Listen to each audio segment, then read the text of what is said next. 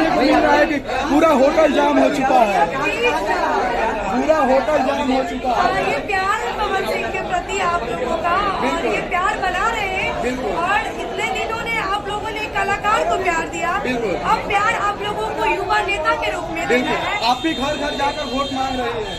बस यही है कि आप लोग को जुनून, आप लोगों के अंदर जो जोश है ना पवन सिंह के प्रति, ये प्यार उनके लिए बनी रहे और वोट में तब्दील हो जाए। बिल्कुल। अच्छा, घर घर जाकर आप भी वोट मांगे, क्या रहा है वहाँ का नजारा?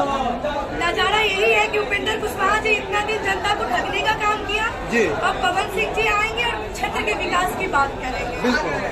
देख लीजिए, मैम है जो कि पवन सिंह जी के साथ करीबी देखी जाती है, और ये भी बोल रही है कि विकास के लिए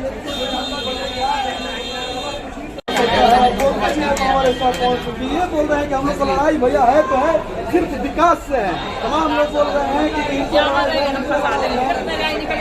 लड़ाई है, लेकिन लड़ाई क्या कहिएगा?